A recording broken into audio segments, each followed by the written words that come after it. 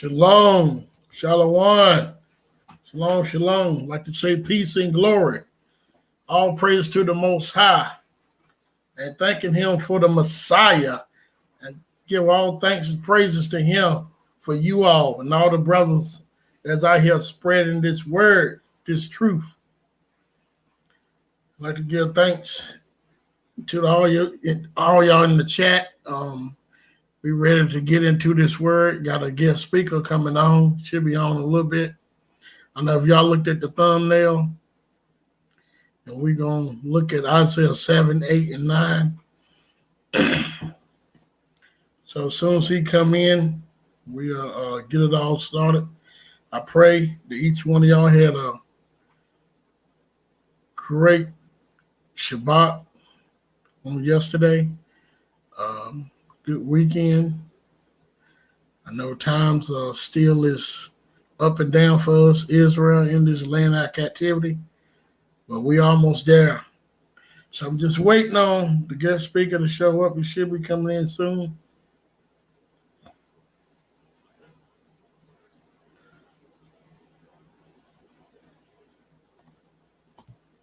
I'm waiting on him, but let me see here.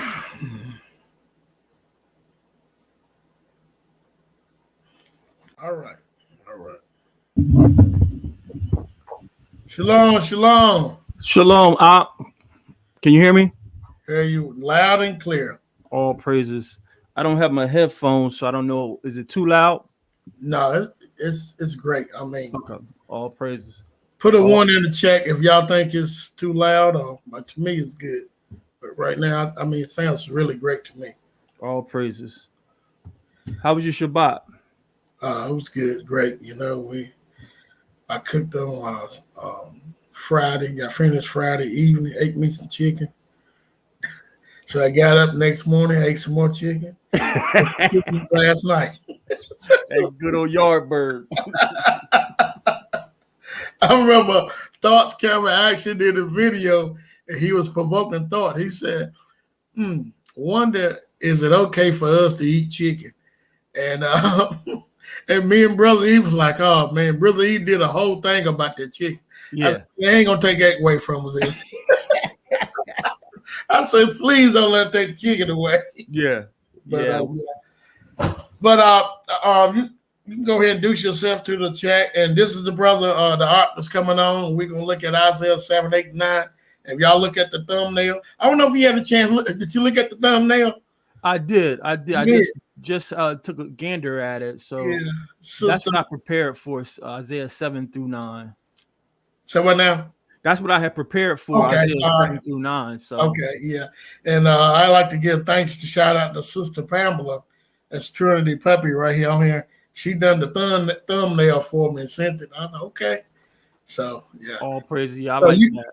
I like that. Yeah, she's very talented. So you can greet the chat and will introduce yourself. Because I mean, Shalom, shalom, shalom, whatever your dialect you understand and you prefer. I salute you. I greet you in the name of our coming King. I like to call him Yahweh Shai.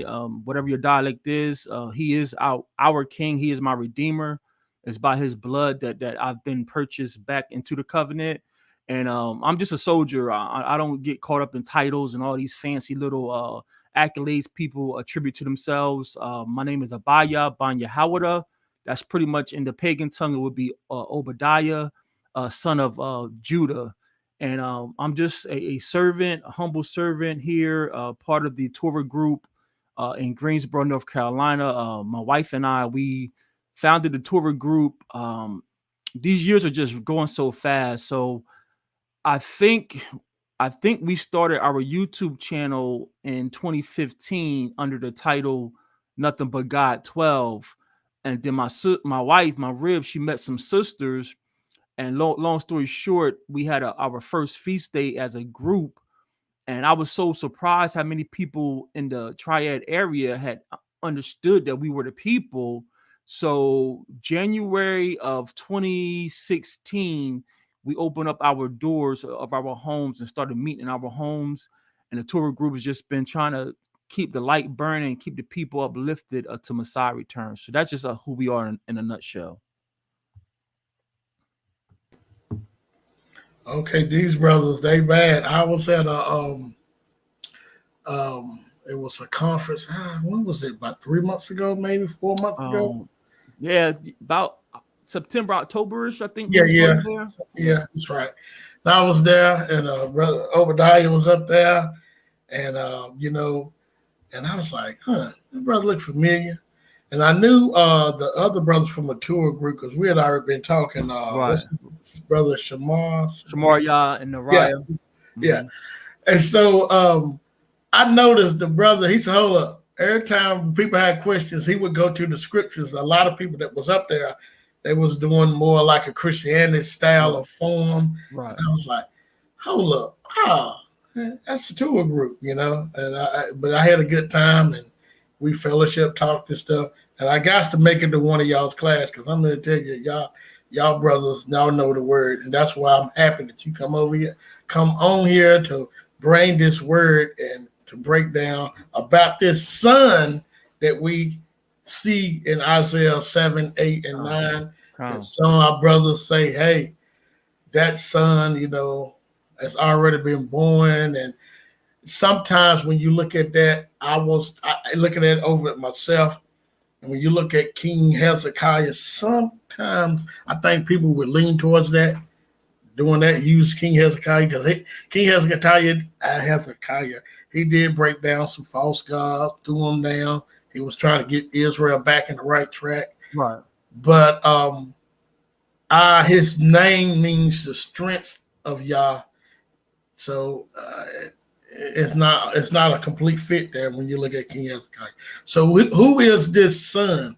I think I know who he is, but hey, let's see what the words say. So all praise. Whenever you ready, you got something you want to present, I can put it up for you. And I'm gonna go on mute. I apologize. I didn't have the slides up. Let me pull it up.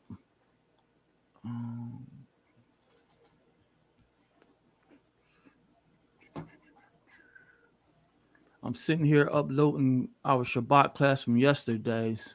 I'm gonna greet the chat while you're doing that. All praises. Okay. Shalom, Sister Pamela. Trinity Puppy. Shalom, Josiah Israel. Man, I have a problem with this name right here. Shalom, I mess it up every time. I say, I got to learn your name. That's going to be the task tonight. Nature's Graffiti. Nature's Graffiti, I think, yeah. I might get through that name. Shalom, Yah has heard. Let's say people in the chat. Okay. Pensacola, Yah bless. Pensacola, Lala. Yah's bless. Shalom, sister. So yeah, I'm ready. Now I'm new to StreamYard, so just have patience with me. But I got my slides up, so you navigate how I supposed to share my screen. I think you go to present, and then it should show you how to do it from there. Okay. You see present right there. Yeah. You see a share. Share, got you. Share. Once you do it, I'm gonna go on mute, so I'm gonna let you have it. Share screen. All right.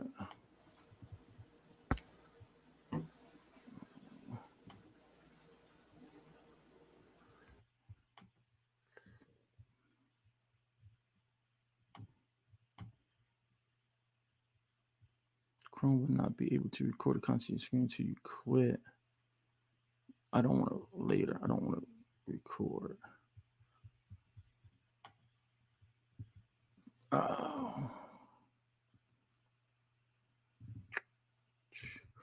One second. I got to give Chrome permission to.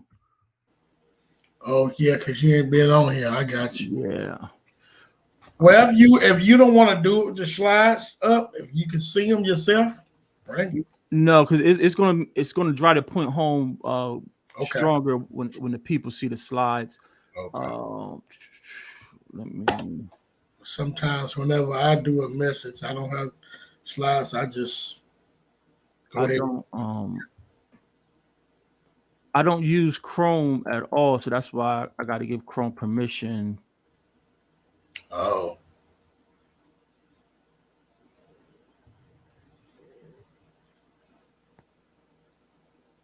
All right. I apologize. That's okay. Sister Pamela, she's pretty good at that because when she was presenting, To record the contents. I don't want to record the contents. All right, let me try this again. I don't need to record it. So you can see my screen. What screen is showing? hold up. No, I don't see it right now. And when you hit present, do it share? You see a share? All right. Oh yeah. See, it says slides, extra camera, video, share screen. You hit share screen at the bottom. Okay. There you go. There we go. Let me see. Right. All right. There you go. All right. I don't need a recorder. So can you see now? I'm totally in the dark. Can you see Yes. Sharaf Ibar? Yes. So a lot of the brothers and sisters too, everyone who's all praise to the Most High. We got people trying to actually read the Bible and break the Bible down. But what we're finding out that if you don't come back to the original language that the Bible was written in, or the thought that the Bible was written in, you're going to have misrepresented the text and the prophets. So that's why we like to reconnect to the roots. Sharash Ibar is just Hebrew roots in the pagan tongue. Okay. And so this is just a screenshot of Blue Letter Bible. Most people are familiar with this tool. And what you're looking at is a screenshot, a snippet of Genesis 24:16. Can we go there, Op? And the reason why we're going here, because the contention for most people, they try to focus on the women of these sons, the mother of these sons, and they try to equate that Isaiah's wife wasn't a untouched virgin, therefore Messiah didn't come from an untouched virgin. So we're just going to put some information on the table. We don't push this on anyone. We just share information and let you fast and pray and see what Abba reveals to you. So just for the sake of time, I don't know if you're pressed for time or not. Genesis or Barbershot 24, and we could pick it up at verse 13. Okay. Get my glasses, make sure I can see. Genesis 24, verse 13 reads, Behold, I stand here by the well of water, and the daughters of men of the city come out to draw water. And let it come to pass that this damsel to whom I shall say, let down the pitcher, I pray thee that I may drink, and she shall drink.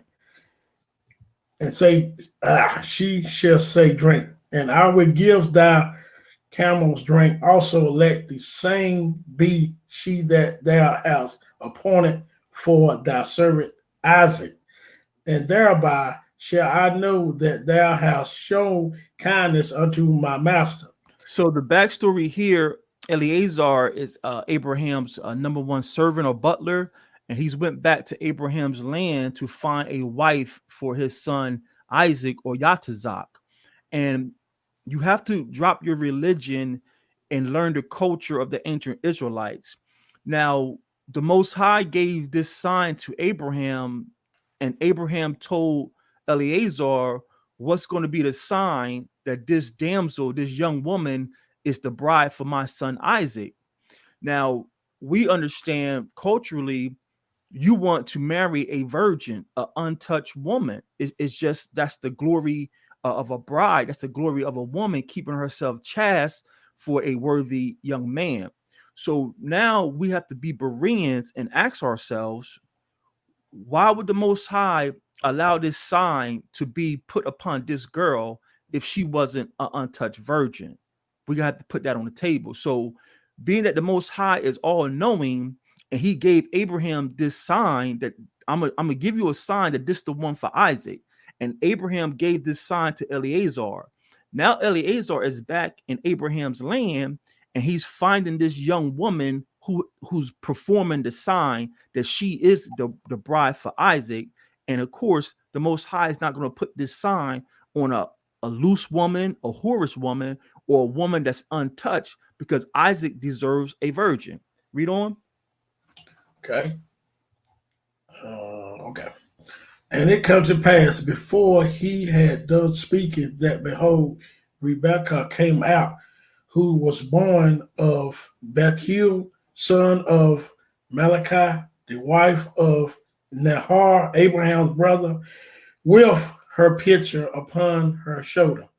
And the damsel was very fair to look upon, a virgin, neither had any man known her. And she went down to the well and filled her pitcher and came up. So this is the verse of interest here. This is what we came for. Verse 16, Genesis 24 and 16. It says, the damsel was very fair. She was beautiful to look upon, a virgin, neither had any man known her. Why would you have to clarify that no man has known her after you said virgin? This is when we're currently in the middle of a series, Destroying Christian Dogma, DCD. And we're trying to get people to understand you're reading tainted text. You're reading text that has been chopped up, screwed, watered down, and they're trying to express Hebrew thought or Israelite thought, and they oftentimes fall short. You wouldn't have to clarify what a virgin is to an Israelite, to a Shemitic person. So that causes for us to take a closer look at the text. Now, whoever the last person to give us this text in Hebrew on your screen, you see the Blue Letter Bible, just a snippet of these verse 16. And if you see the red arrow is after Strong's H 1330, and that gives you the Hebrew word that the Masoretes use. But the Masoretes turns out to be Talmudists. The Masoretes didn't get this text together until they finally got all their texts and their new style of writing together about 1009, 1010, depending on which scholar you talk to. So you're not even reading the words of Moses here. So we don't know what word Moses used or what word Moses received, because Moses didn't write these first 5 books.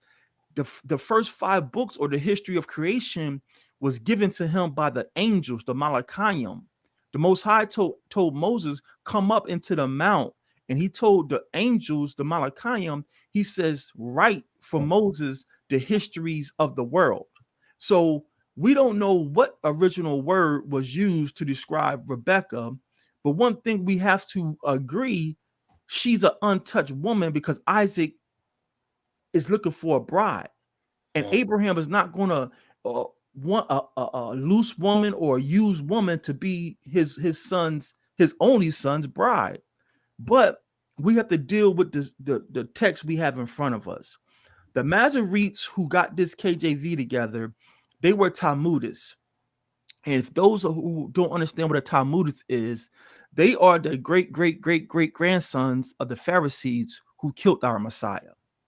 So that's the text you've been reading from all these years, thinking you got these great breakdowns and you having Holy Ghost for my Christians. You don't understand what you're reading, because the spirit of these letters have come from people who hated our Messiah. So once we understand that, we have to fast and pray and says, Father, by Hashem, by the blood, name, and fame of your Son, show me the truth.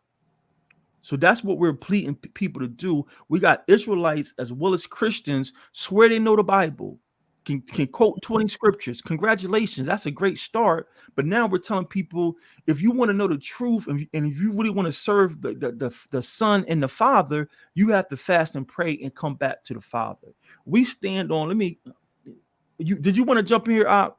No, this is you. I'm learning too. So before I get too far if gone, you don't need me no more, go ahead. I'm good. all Just right. whenever you want to change, just let me know. I'm gonna mute out. All right. So before we get too far gone, this is why we're begging people to drop the Bible, drop what you think you know, and seek the Son or seek the Father through the Son. And the verse we stand on to support what we're saying, because we believe in the plumb line, giving witnesses to support what we're saying. So I'm going to go to John or Yakanan. Yakanan means Yah has been gracious. Yah has shown grace or favor. Yakanan or John. I'm going to go to John 14, verse 21. And this is why we're pushing people back to Messiah. So those brothers who are Torah only, they have no chance of understanding what's going on. This is John 14, verse 21 in his red letter. It says, he that have my commandments and keep them, he it is that loves me, and he that loves me shall be loved of my Father, and I will love him and will manifest myself to him. Manifest is a pagan word, but in our context, the Son, Hamashiach, saying, I'm going to reveal myself to you. I'm going to talk to you. I'm going to give you what my Father has given me. I'm going to open your eyes. I'm going to remove the scales. So that's why these seminary preachers and these doctors, I call them doctor seminaries. That's why these doctor seminaries have no clue what's going on. They're regurgitating Jesuit education from these seminary schools, because they're not keeping law. Red letter says, if you love me, keep my commandments. And as a reward for keeping my commandments, I, the Son, I'm going to reveal myself to you. And the Son is only revealing what he hears from his Father. So that's why these Christian apologists, they have no clue what's going on. And then these brothers who are Torah only, they have no clue what's going on. So that's why we stand on, stop relying so much on these corrupted texts. Fast and pray, come back to the Son, ask the Son to give you understanding, and he will start to talk to you. So with that being said, let's deal with the text that we have in front of us. This Masoret, whoever got this scroll together, when he was recording about Rebecca, he uses the word Bathala, Strong's H1330, Bathala. Now, this generation right here is an adulteration. It's an abomination. They don't put dots and all kind of marks in the scroll, in the text, and now they change. When you put these Nikus and Sukus and all this garbage that these Masoretes created, you just violated Deuteronomy 4:2. Thou shalt not add or take away from my word. So what you see on your screen is an adulteration. It's an abomination. If Masha was here, if Moses was here, he couldn't read nothing on this screen. So the Strong's letter here that you want to focus on is H1330. In our native tongue, it would sound something like Bathala. Bathala in the ancient Hebrew, what Masha wrote with, we start from the right side of the screen. So that character that looks like a G on its back, that's where we start. We start on that side of the screen. So we start with that, and that character that looks like a G on his back is actually a picture of the tent or the floor plan of the tent. So we call that the ba. It just makes a sound called the ba. The next character you see looks like a pinwheel. That's the th sound, the tha. And then the third character you see looks like a candy cane or looks like a J. That's our la sound. And then the very last character you see, the man with his hands raised, that's our ha sound. And it's very easy to see how these pagans have copied and butchered our language. The la sound, the shepherd staff, you could tell that's a L or J. The man with his hands raised that gives us the ha sound, we can very easily see how y'all took that and made y'all H. So that's why I can't call these seminary people scholars when you need my ancestors to speak. If it wasn't for my ancestors, you would have no speech. Therefore, you are no scholar to me. You are a plagiarist. You are an imitator. No, and calling us scholars is insulting. Our elders got direct revelation from on high. So all these brothers, I'm a scholar of this, I'm a scholar of that. I read these texts. That's abomination to us. We are holy people. So the word used to describe Rebecca is Bathala. And now these brothers want to play semantics like they know Hebrew, and they don't. They don't. So Bathala, when you process these characters, these glyphs, for people who've never seen these glyphs come with concrete meaning, and they can have multiple meanings.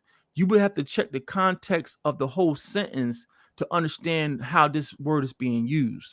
So in the context of a virgin, an untouched woman, Bathala really wouldn't be used for a woman who's never been touched.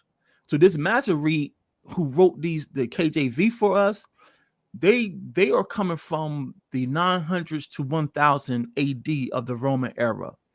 They are so far removed from the culture, they can't read what's on the screen right here. These Masoretes wouldn't be able to read it. They couldn't process what's on this screen. So he used this word Bathala, but he don't understand what Bathala is saying. So Bathala, when you process it, remember, I'm starting on the right side, going right to left. The Greeks flipped everything, and now we read left to right. But going right to left, the ba sound, the th, Bathala. So one way to process this, the ba means inside, because you inside the house. The tha is representing the basket or a woman's womb, because she carries her young inside her womb, which is a metaphor for a basket. And then the shepherd's staff in this instance is representing authority or power. And then the ha at the end is representing life.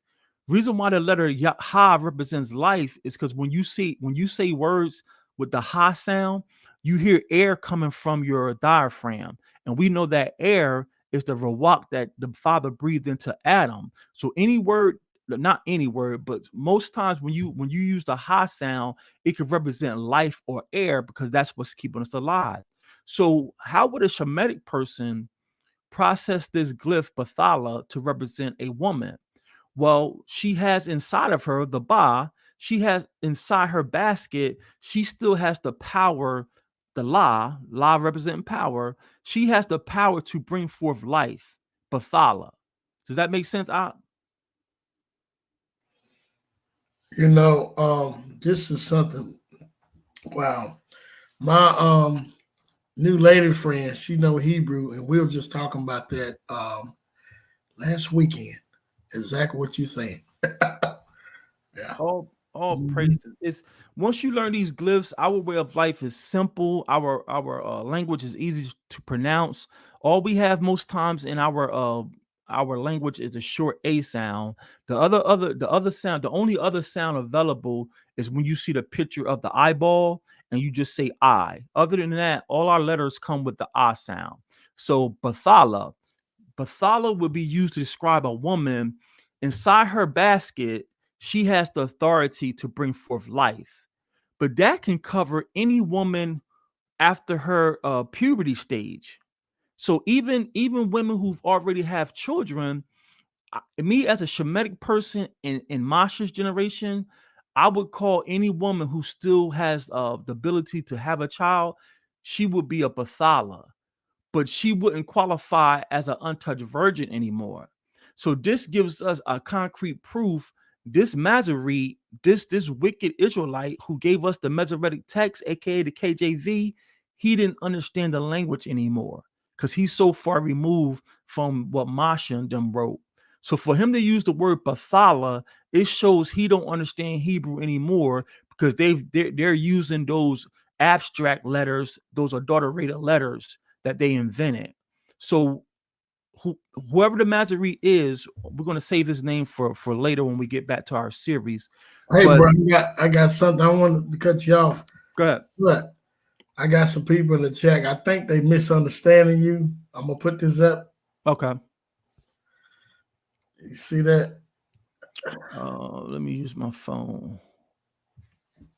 Oh yeah. That's right. You can't see it. Let me mute the. Oh yeah. Hold on, let me mute my phone. Which one? You see that on the screen? Which one? Jason? Yeah, Josiah Israel. Josiah Israel. I see Jason. I see Shebri. I know I put it on the screen on the. Oh, okay. I can't see. Can you see it on your phone? You see what I put on the screen? Oh no. Who said anything about Joseph? Yeah, I know because they jumping the. I ain't upset they jumped the gun, but they was thinking because you getting to the point. I know where you're going, Yeah.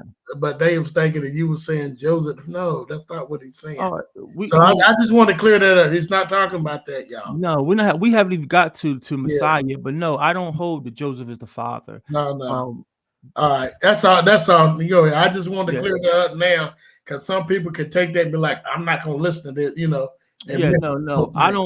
I don't hold that Joseph is the father. I'm setting the tone and explaining how these brothers try to twist these words and think they're disproving the virgin birth. So brothers have to learn to be patient and just hear someone's out before they jump to conclusions. Yes. So but thank him for chiming in and thank him for always questions are always welcome. So but sometimes we got to learn to be patient.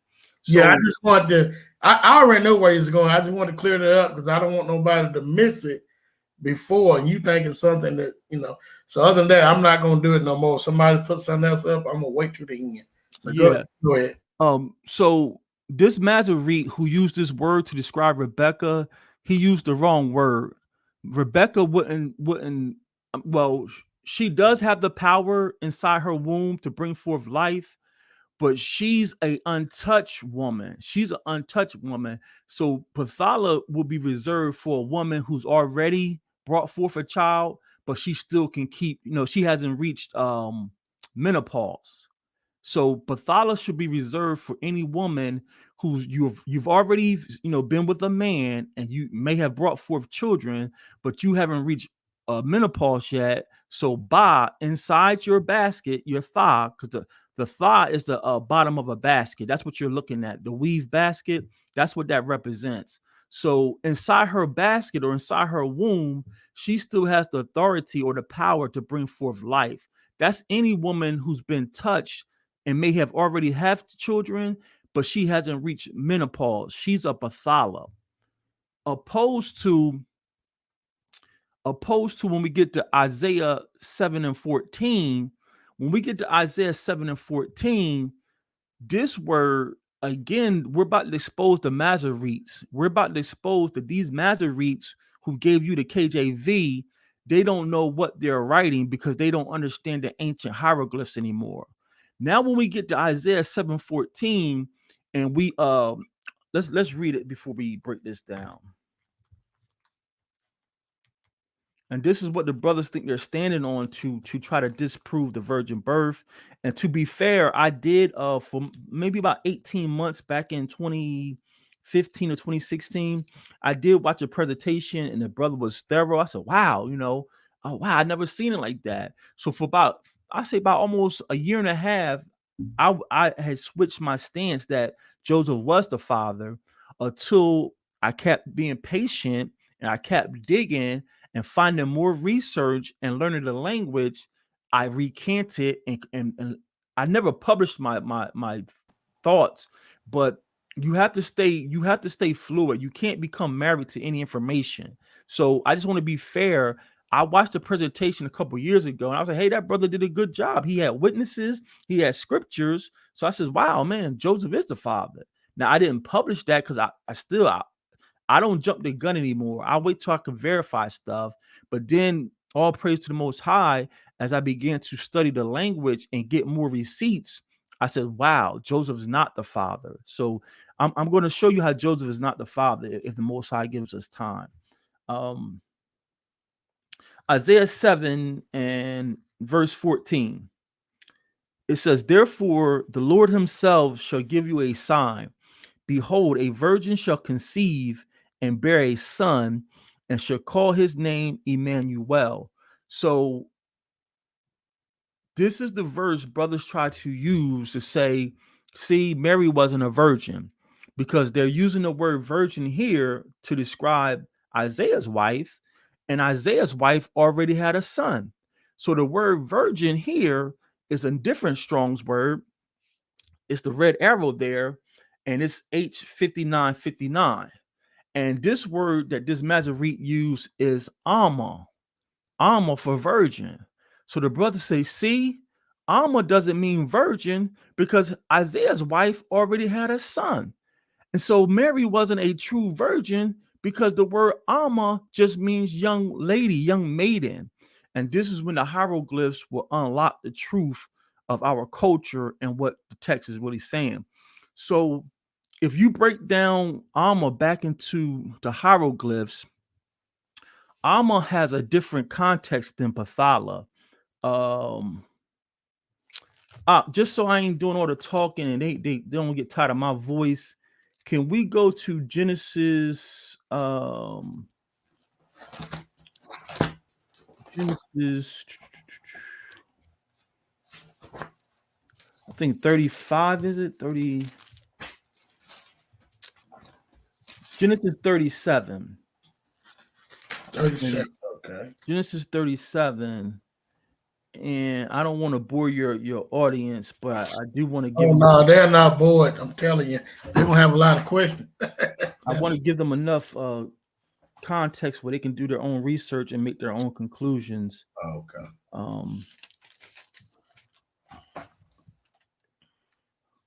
37.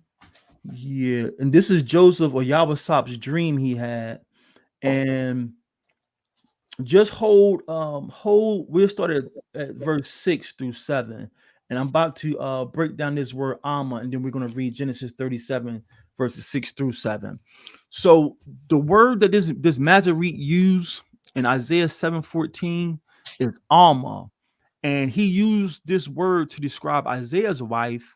And the brothers are right that Isaiah's wife is not a true virgin because the text tells us that Isaiah had a son already. So the brothers are right.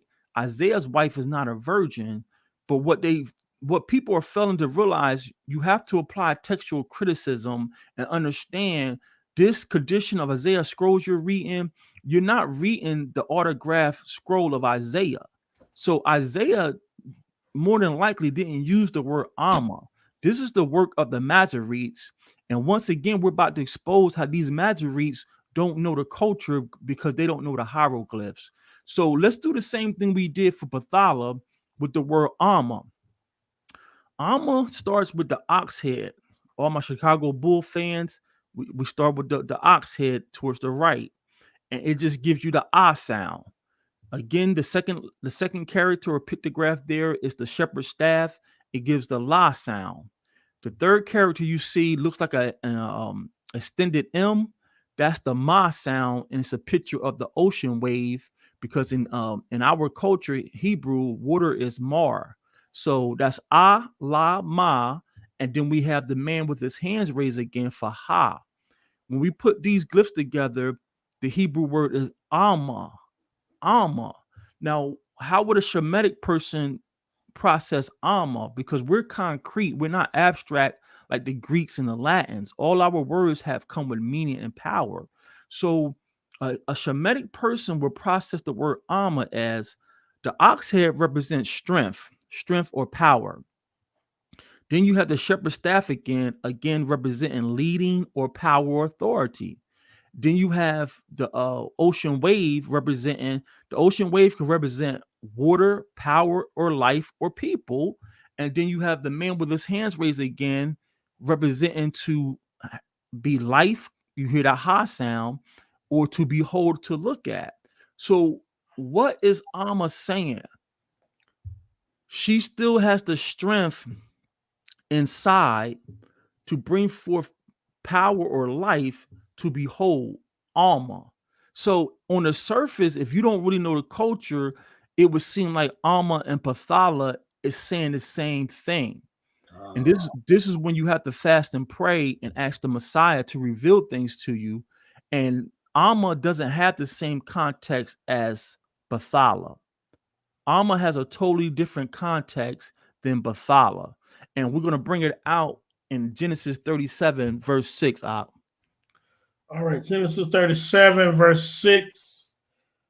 And he said unto them, hear, I pray you, this dream which I have dreamed. Mm-hmm. Behold, we were binding sheaves in the field, and lo, my chef arose, or sheaf arose, and also stood upright. And behold, your sheaves stood around about and made obedience Be obeisance. obeisance unto my sheep. All praises the water of Abba for that. So everyone out there, I don't want to bore the audience with all these screen shares. I don't know how much time we got. I know it's Pagan Sunday, and most of us have to get back to the plantation tomorrow. But everybody out there who's familiar with the Blue Letter Bible, you can pull Genesis 36 verse 7 up in the Blue Letter Bible, and what you're going to find out is that word sheaf there is the Hebrew word on your screen, alma. Alma. Wow.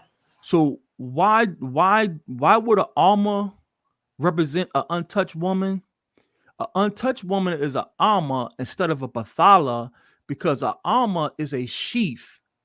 And how do you know a woman was a true virgin when she gets married in our culture? Well, they wear white supposedly doing a wedding, but here lately everybody wear white. Well, right. Her father would come out Yeah. and hold up the sheet that, look, my daughter bled. Her Oh hymen, no, you talking about an Israelite culture? I'm sorry. yeah, Israelite I'm talking culture. about here in America. Right. So the reason why Alma describes a true virgin, untouched woman, she has a sheath over her organ. Mhm. So when she finally gets married and she finally consummate the marriage, the husband is going to, of course, enter her and break her hymen. He's Okay. going to break her sheath. Okay. He's going to break that sheath over her organ, and she's going to bleed a little bit. So that's why Alma represents a true untouched woman, because she has a sheath over her organ. So the writers of the Masoretes, they don't understand Hebrew, because once again, when they should have used the word Alma for Rebecca, they used Bathala, and when you should have used the word Bathala for Isaiah's wife, they use Alma. Wow. They don't understand the culture or the text. So now we got these brothers thinking that Isaiah 7:14, because Matthew quoted it when the king was born. They try to, and I don't want to turn this into a bashing session. All praises, we got people trying to understand the culture. Like, we are so far removed from the culture. We are slaves. I salute every brother, sister doing the best they can. I'm just like, I'm so tired of brothers twisting things and try to sound like they so King Judah and they know everything, and you don't know everything. So these brothers try to use Isaiah 7:14 to point to Mary, and Mary not being a true Alma. And that's not why Matthew pointed to Isaiah 7:14. It had nothing to do with the women. It had nothing to do with the women. Did you want to jump in here before we go further out? Yeah, I just want to give a shout out to Brother Eric. He's in the chat. Shalom. He's online with us. I'm sorry. Hey, Shalom, Brother Eric. I'm late, man. Shalom. I'm just in the background in the cut, listening in. Good to Shalom hear to you, you. brother. Shalom to everybody in the chat. All right. That's all. I'm good. All praises. So these brothers, they try to, and they're just doing what they've been taught. So I ain't trying to bash another brother. All praises, like, we're coming out of drug selling, whoremongering, and all praises, people are reading the Bible, trying to teach the Bible. It's just that when you take a superior stance and you start scoffing another man's understanding, and your understanding lacks merit, it just calls for pause. So these brothers believe that because Isaiah's wife wasn't a true virgin, that it points to Mary not being a true virgin, because Matthew quotes or alludes to Isaiah 7:14 when our king was born. But they don't understand why they don't understand why Matthew quoted Isaiah 7:14. Neither one of these women had anything to do with the prophecy. So let's did you want to Kadar, what did you want to start? Isaiah 7, or how did you want to do this? Whatever you want to do. I mean, you read Isaiah 7. Right. Wherever you want to do. I just want to make sure I cover the points that you wanted the people to hear. Okay. Yeah. So The points of Isaiah 7, main point is in Isaiah 8, about that child being born. right. That's the main point. Okay. And Isaiah 9, I think 6, a child has been born. That's the other main point. Brother Eric, you want to get on this? If you want somebody to help read for you? No, I'm just listening in, man. I'm I chimed in late, so let the brother go and roll it out. Yeah. Whatever you want to start at.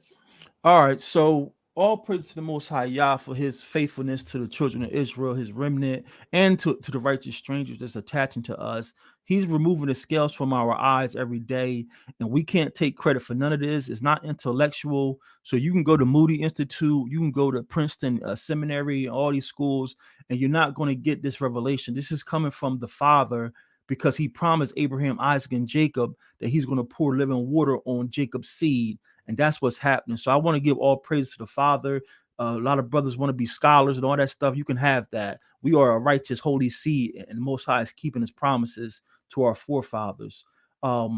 So Isaiah 7:14, the virgin and the virgin of Isaiah's wife and Mary, they have nothing to do with these sons. They're not part of the prophecies. So let's just go over. I don't think it's going to take that long. Isaiah chapter 8. Moreover, the Most High said unto me, take thee a great roll and write in it with a man's pen concerning Maharshala Shabazz. And I took unto me faithful witnesses to record Uriah the priest, Zechariah the son of Yaberechiah, and I went in Salakia, and I went unto the prophetess, and she conceived. So we did a virgin birth class. It's on our YouTube channel. And what I challenged all these Torah only brothers to do, and anyone who says that Joseph is the father, my challenge, and they find it, I'm not prideful. I'm going to concede and say, wow, I didn't see that. But my challenge to them who say Joseph is the father, find me the language, find me the explicit sentence where it says that Joseph went in unto Mary. Because you're trying to tie Isaiah 7:14 to Joseph and Mary, but right here we have black and white. I'm not breaking this down. I'm not exegeting all that Greek crap.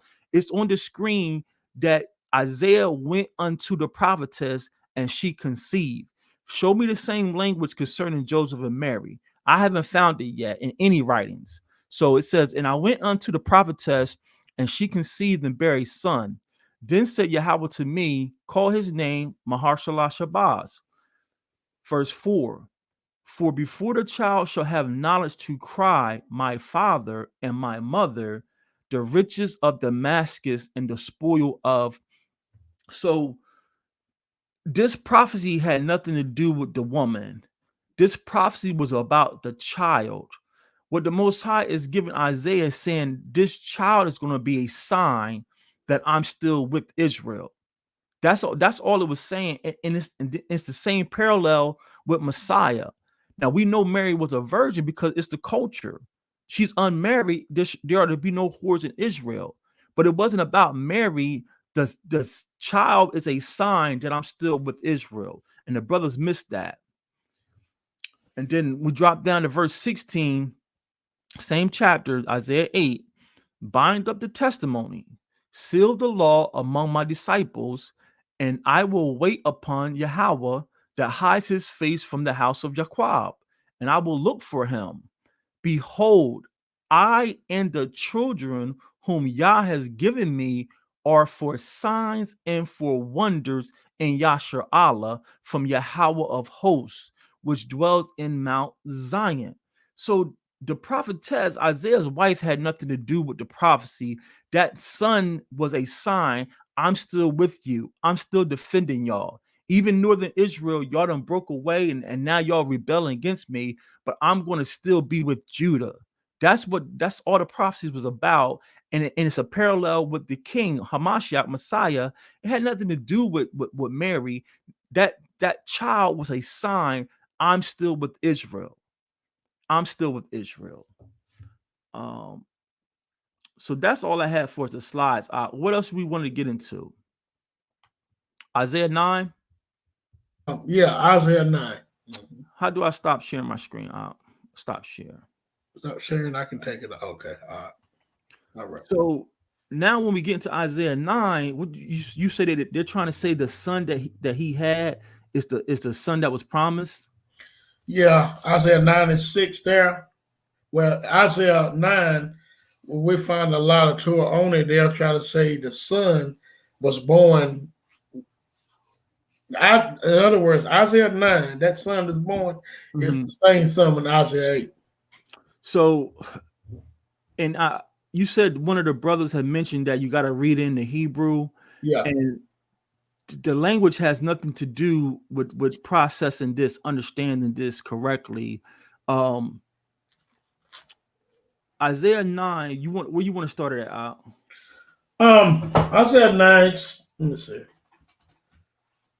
To get right into it is verse 6 for Okay. No, hold up. Where is it at? I'm wrong. Okay. All right. Isaiah 9. I guess you want me to go ahead and read, start at verse 5.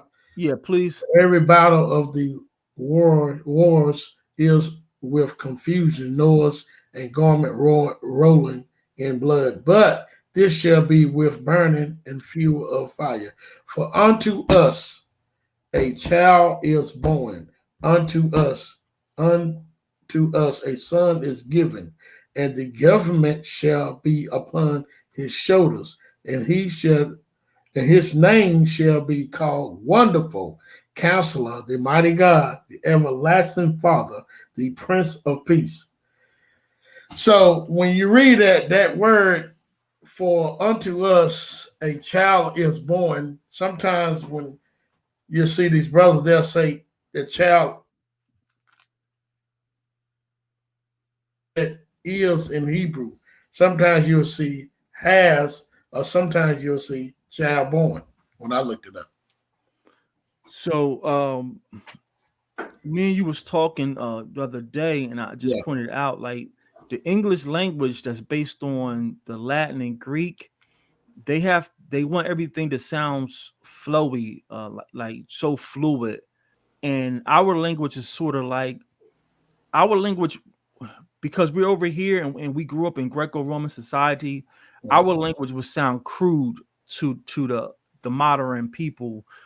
Like the example I said before, now that me and you are slaves in this part of Babylon, we've learned to say pretty English sentences. I am going to the store. But our culture, it would sound like something, I go store. You know, we wouldn't have to change the form of the word because we're Israelites. It's FUBU. You understand what I mean?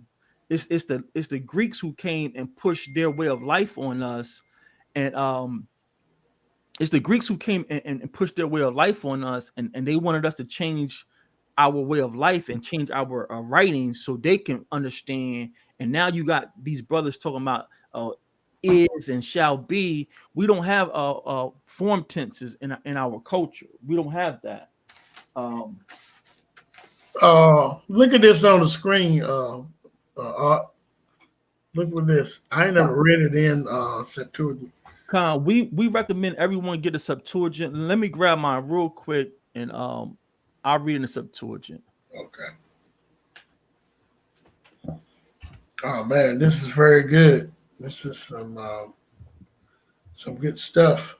We got a running list. We're up to 65, I believe, adulterations that we found when we compared the writings of the Septuagint. Wow. And the New Testament is just like New Testament. It's not even worth even citing from. That's why we recommend everyone get a Septuagint. The one I prefer is Britain. Some people have got the Lexham, and we're finding out the Lexham edition is sort of like it goes off. So if you can go online and get your Britain Septuagint, his name is Sir Lancelot Britton. His Septuagint reads more true to the culture. I say that to the culture. So I'm looking up Isaiah 9 in the Septuagint, and it's Roman numerals, so it takes a minute to try to find things sometimes, y'all. Wow, this is some good stuff. Yeah, somebody posted. I said, "Wow, Britain Septuagint." Okay. All praises to the Most High Yah. And the more eyes we have on the Septuagint, the more understanding that Most High can reveal to us. No man can do all. No man knows it all. So Isaiah 9:6 in the Britain Septuagint says, "For a child is born to us, and a son is given to us, whose government is upon his shoulder, and his name is called the Messenger of Great Counsel.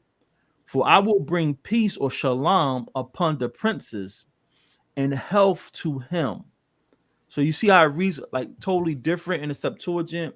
Mhm. And the brother telling you that, oh, you got to understand it in the Hebrew. For this purpose, you don't, because let's go back to Isaiah 1:1. Let's go back to Isaiah 1:1.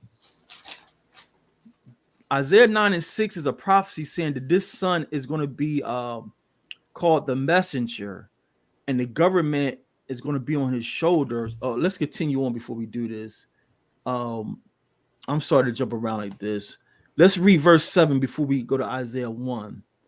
It says, Isaiah 9:7, "His government shall be great, and of his peace there is no end. It shall be upon the throne of David and upon his kingdom, to establish it and to support it with judgment and with righteousness from henceforth and forever." So this son that's born, it says he's going to be of the kingdom of David, right? Mhm. So you don't even need the Hebrew language here. It's just reading comprehension. When Isaiah opens up his scroll, he says, can you read it out? Isaiah 1:1. Isaiah 1:1. Okay, it says the vision of Isaiah, the son of Amos. The son of who? Amos. Son of David. I mean, Isaiah 1:1. No, yeah, you're right. Son of Amos. So, Which he saw, because, okay. So I got your point, yeah. Isaiah is the son of Amos. Mhm. If Isaiah was the son of David, they would have kept running down his lineage because David was a great man of our nation. So this son of Isaiah 9:6 has to be of David's stock. So these brothers twist these letters and they just run it with their organization doctrine. And you're like, they make, listen, Let me ask you a question. Will you think they would say, well, it still comes from Judah? Yeah. But Yeah. even though Son of David, but- even though Isaiah comes from Judah, that's what we tell people. Like the Christians try to push this equality doctrine, we are the world doctrine. Mhm. There's not even equality in our nation. Me and you, we don't know for sure. Let's be honest with you, with your audience. We don't know for sure if we come from Judah. We can come from another tribe. Yeah. For all, right now, I'm claiming Judah because he says I'm going to wake up the tents of Judah first. Judah was forecast or prophesied to go into captivity, not the northern kingdom. So let's just say, for argument's sake, me and you are Judah. But when we get back home, you may find out that not only are you from Judah, but you're from David's seed.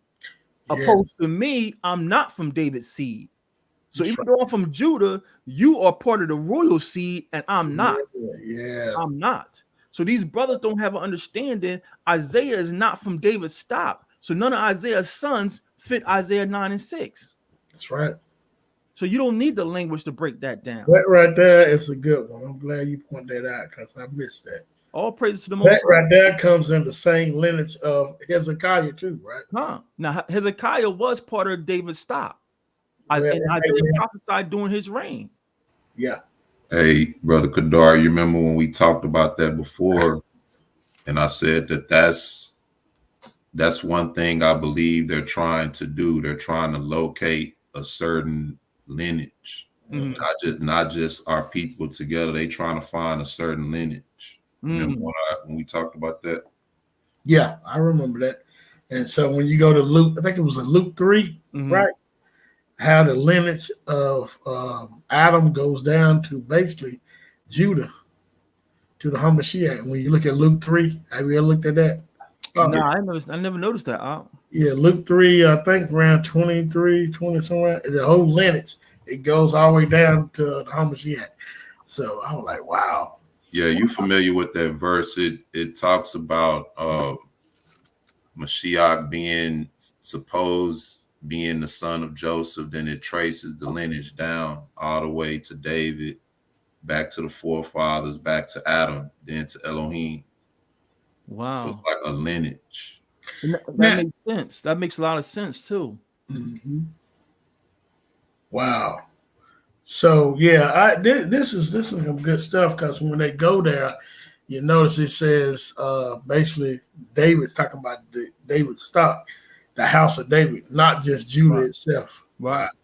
Wow. And then what you said the other day too, what you said, your point you made, Kadar, was very valid. Show me when Isaiah's son fit this description. Yeah, I mean, you can't find nowhere in the prophets or the Torah, but they said this is. So you mean tell me you got a son that's gonna be called Prince of Peace, right? All these names, and they ain't gonna be talked about. No one record what happened, and then the text say that he's going to bring peace to the princes. Peace to the princes. Our one word for princes in Hebrew is shar. That's why we're Yasha Allah. We are the princes of the power. So it says he's going to bring peace to the princes forever. Isaiah's generation didn't see peace forever. Yep, and oh yes, exactly. And Hezekiah they didn't do that neither. Right. Wow. Right. It's just these brothers. Hey, that right there, man, I wonder if they're gonna try to say, well, you got to go into Hebrew on that, because that right there is right there. That right there is the that's the Debo. We call it the Debo scripture, brother. Yeah, that's Debo on the block. That's Debo right there. I gotta keep that in my memory bank. There's no way you can get out of that. You mean to tell me they had peace? We still in captivity now. Right. Even when Hamashiach came in Luke and told them that, you guys are going to be scattered under the sword. So even in Hamashiach's time, it wasn't eternal peace. So none of Isaiah's sons fit this son that's prophesied in Isaiah 9:6, and you don't need the language to see this. Yeah, that's what a lot of them use. Yeah, wow. That's all I had. You're right, everlasting. How did I miss that? I used to get on that. Oh my goodness! But how did I miss that? Yeah, they try to say that's added whenever you go there to establish that. They try to say that's added. It's like how do you not interpret this the way it's supposed to be interpreted? It said everlasting. Mm-hmm. They try to say it's added. So everlasting don't mean that in Hebrew. Oh man! When they say stuff like that, you have to ask them. You have to hold them to the plumb line. The plumb lines. Give me 2 or 3 witnesses, and these witnesses, I want them to say it. I don't want you to break it down. Show me 2 or 3 witnesses that's telling you this was added. These brothers say anything on the spot to win an argument or to sound educated, and they don't know that they're breaking Torah. Thou shalt not add or take away from my word, trying to sound super deep. Yeah. So I would ask them, give me a witness, give me a text or something that this was added, please. Yeah, I don't know.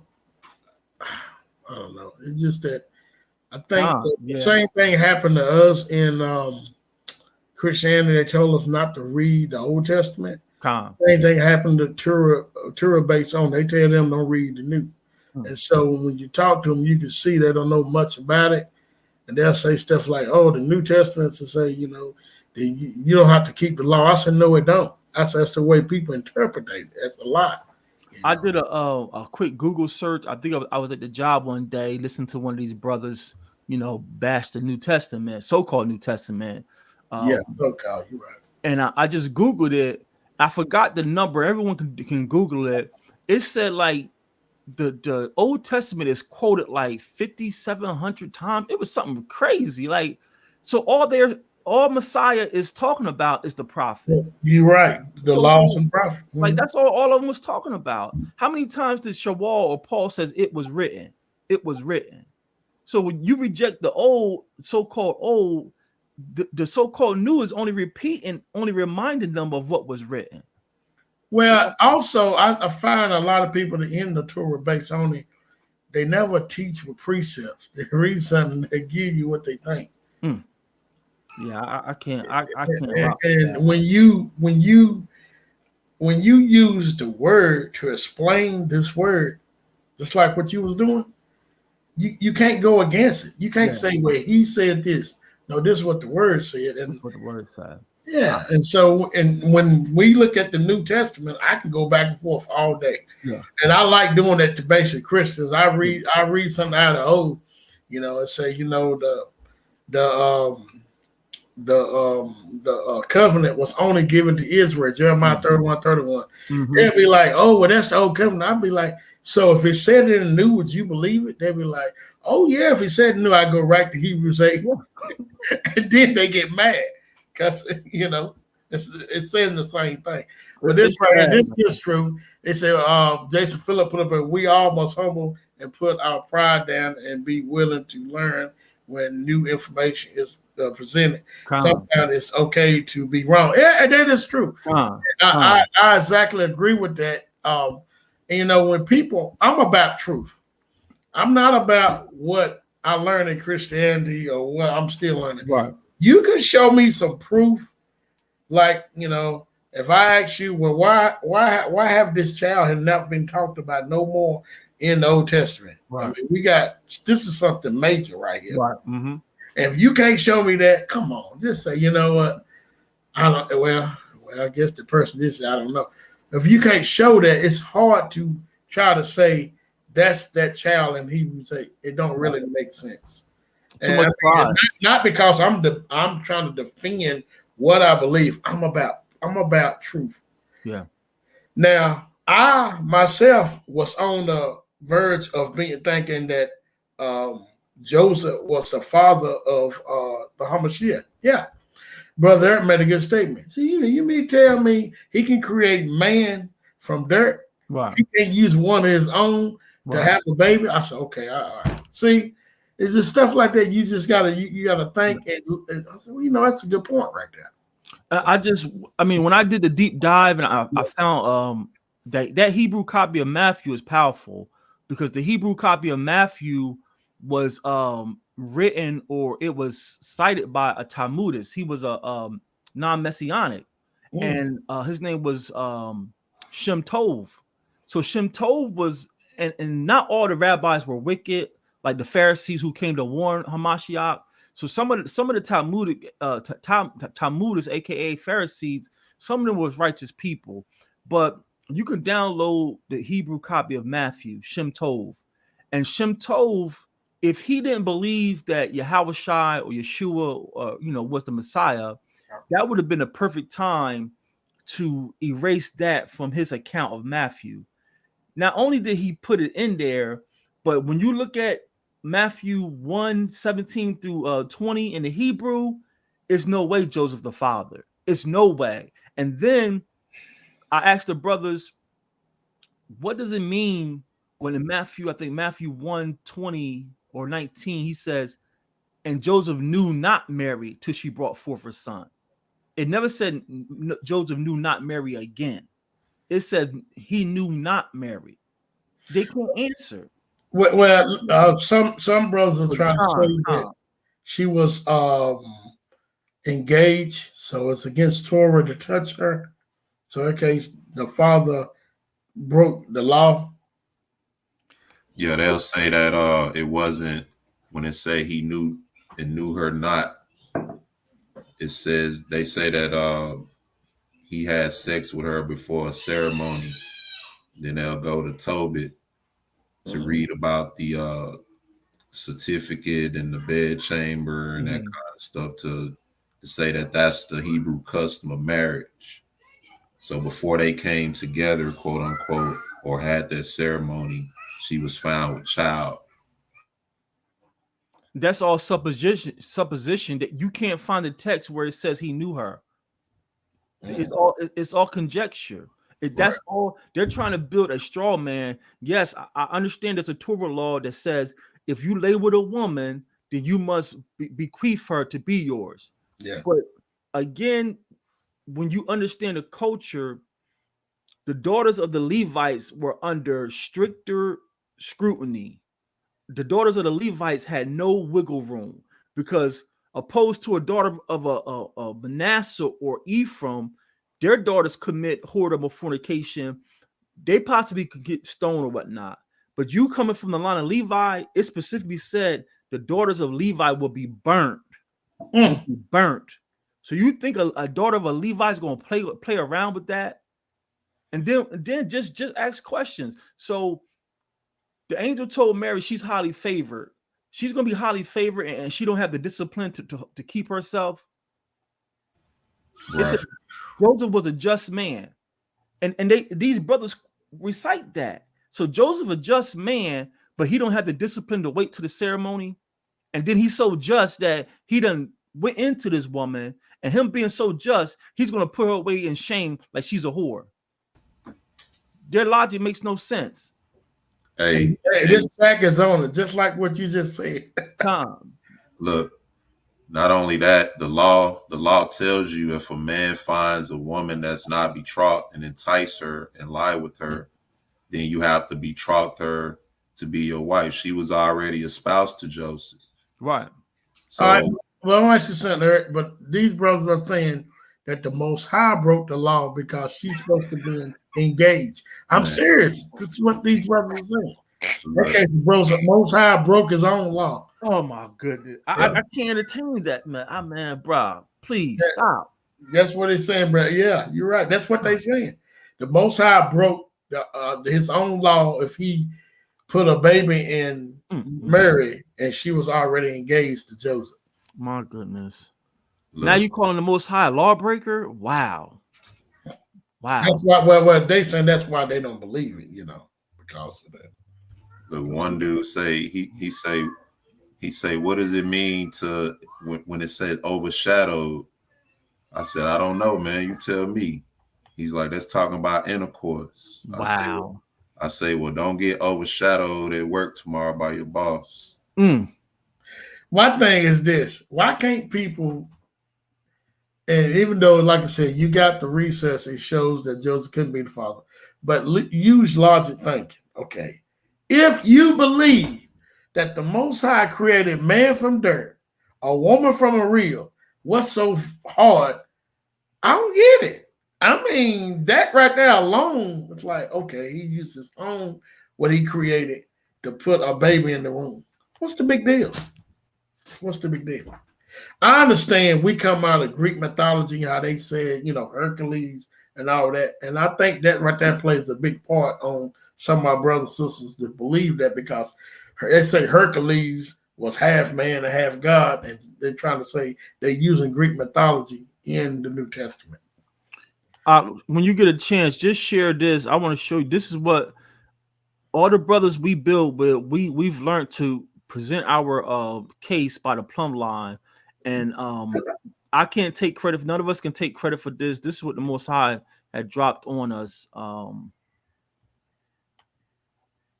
This is the Most High's plumb line, and when they come up with all that conjecture, can you see it? Mm-hmm.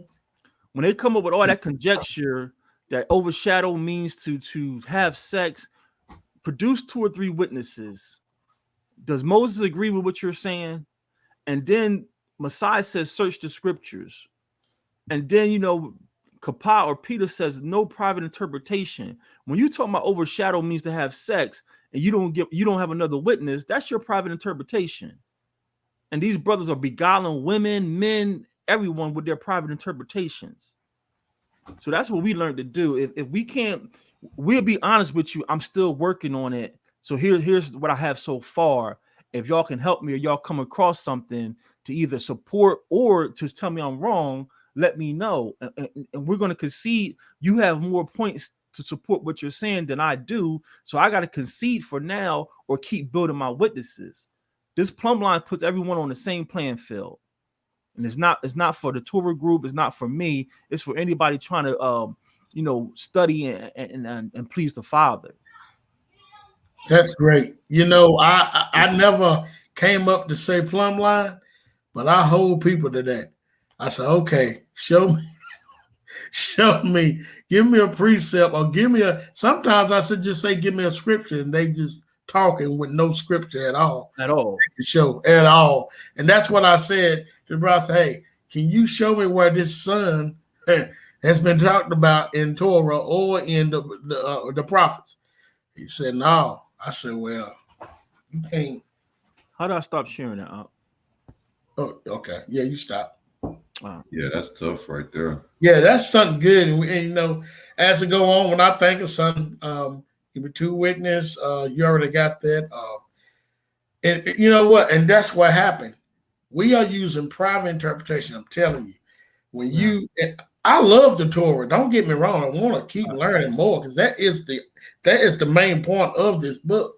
But I made a point. I said when we throw other books out like the Apocrypha, that's I don't read that, blah blah this. But the Apocrypha tells you why was Esau running, and what was wrong with Esau. Yeah. You know? But you know, when you don't have that part, you got to look at other books that was our books that they took out. If the books weren't valid, why would they take it? Well, they want to trick us anyway. Why would they take them out?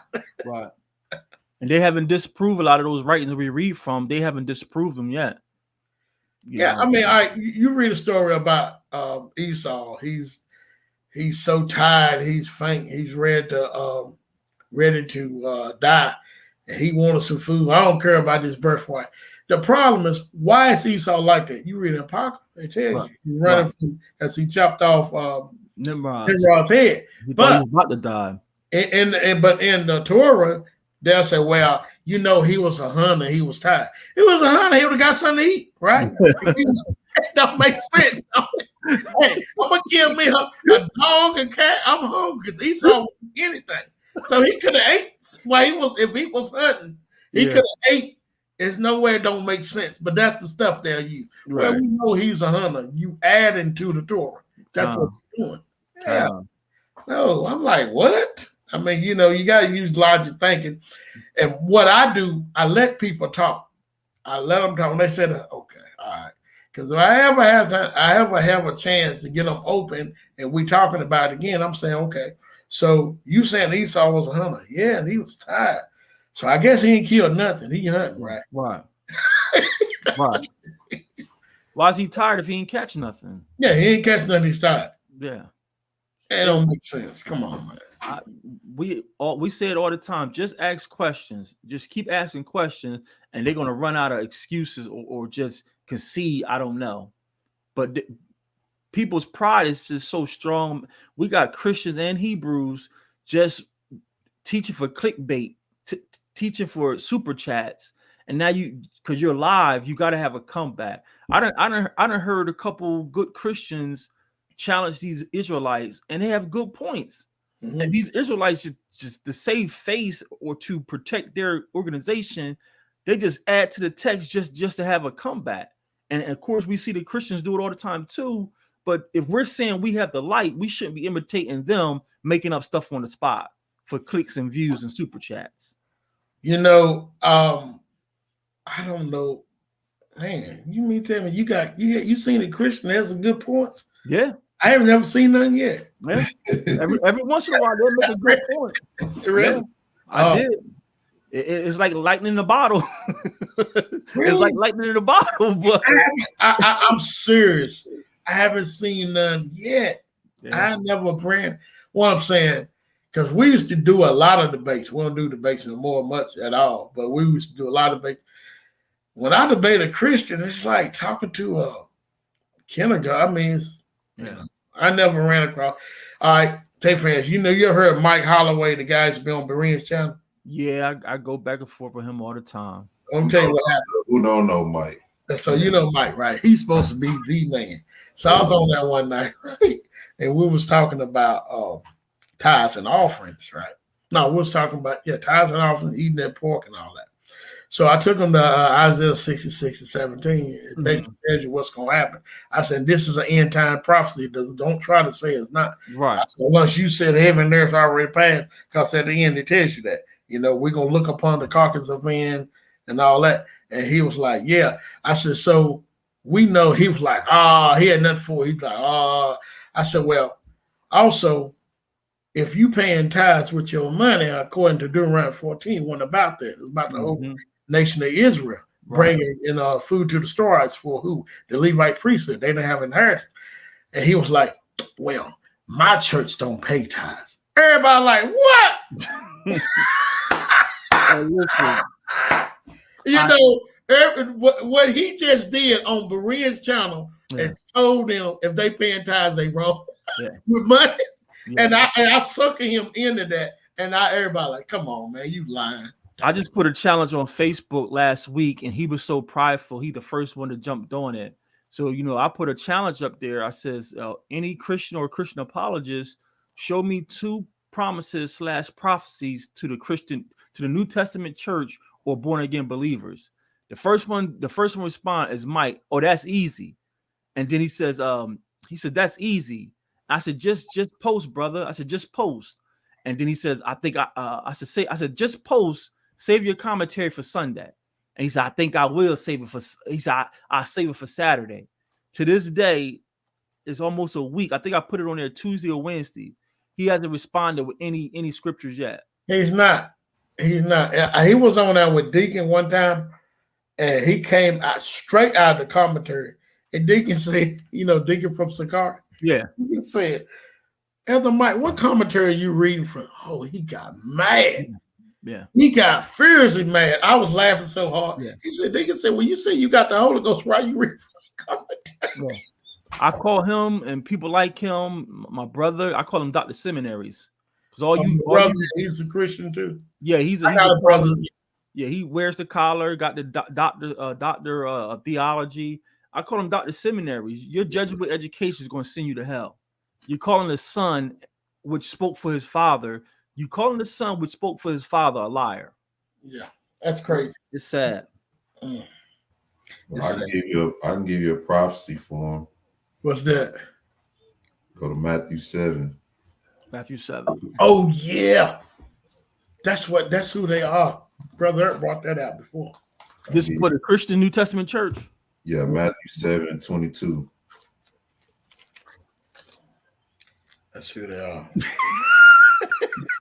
I knew you were gonna like that. You know what that is, but that is so right, because I remember when you brought that out.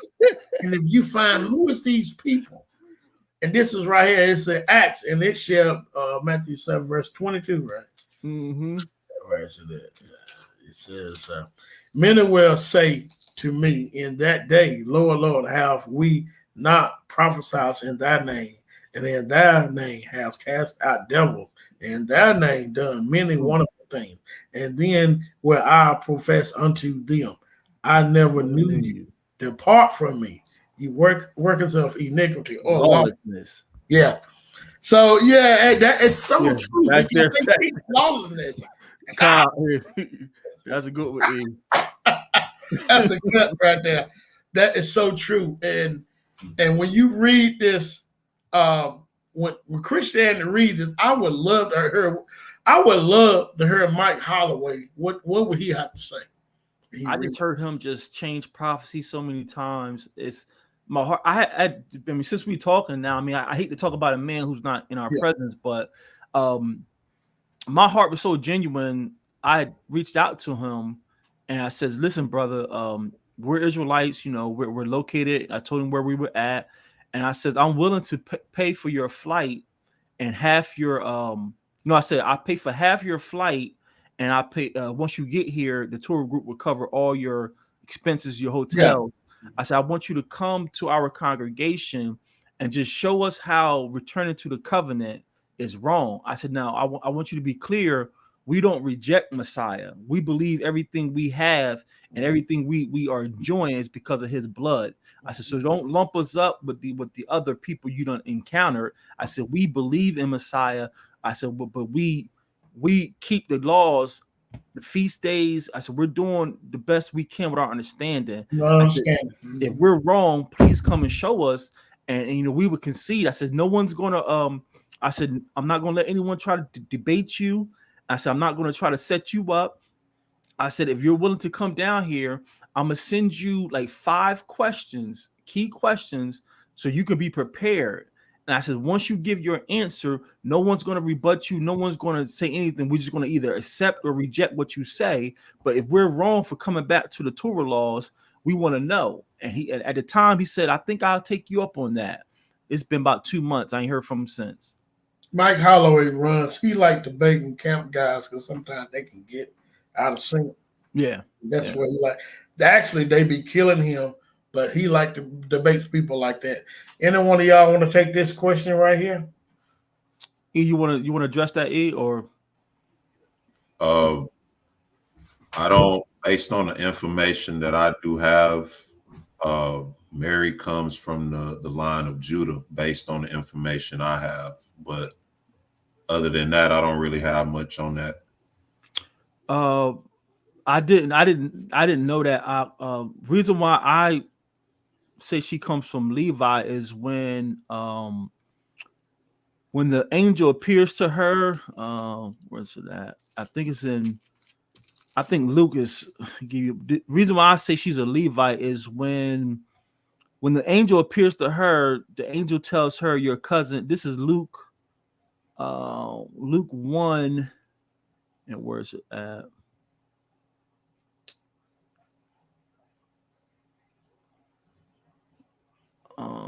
Where he says your cousin.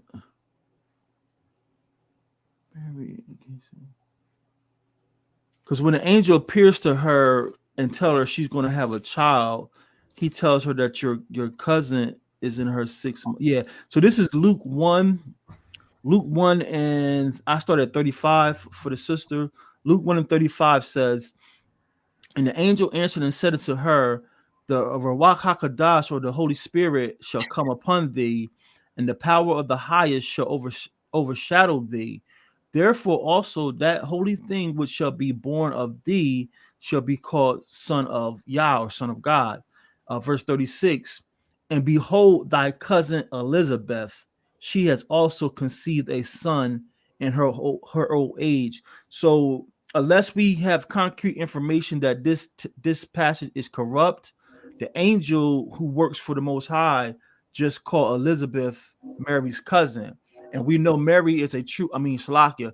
We know Elizabeth is a true Levite because when we go to Luke 2, it says that Zechariah is a Levite of a bias course. That means he's a righteous, legitimate Levi, and he's keeping law. He can only marry a Levite. So Elizabeth and Zechariah are true Levites, and this angel called Elizabeth Mary's cousin. So either this text is tainted or the angel got bad information. So that's why I would say Mary's a Levite. No, it's not bad information. I think the Judahs, Levi, and all the tribes are related. Okay. So we could use that concept across the board when we talk about that's a good point. That's a good point. And my thing is when you deal with the history of Mary, one of the questions that I had even when dealing with the virgin birth is who were Mary's parents? Who was her mother and father? Mm-hmm. And nobody could really answer that according to the Bible, and that's because they removed that information. But when you look at some of the other gospels,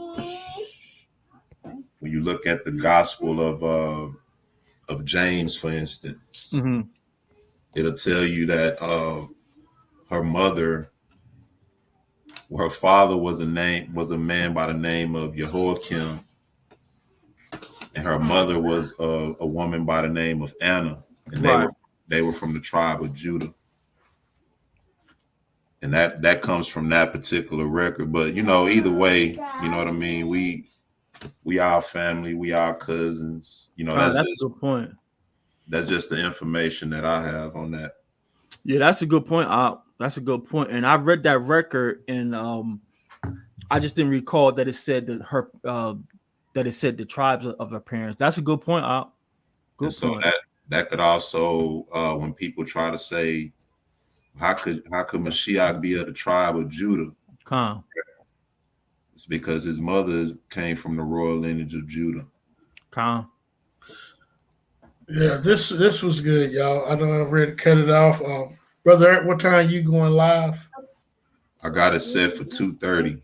Okay, all right, 2:30. Okay, so we got about an hour. I want to meet with you brothers after we close out though. Okay. All right. I'm so glad you came on, and you wanna y'all. He has a YouTube channel. You want to tell him, or you want to put it in the chat? Yeah, our YouTube channel is the Torah Group 12. We don't post all our classes. A lot of stuff is just Israelite information or Israelite business, family business. We post classes that we think can win the lost, but classes that, like, go into depth of our future, we reserve for family only.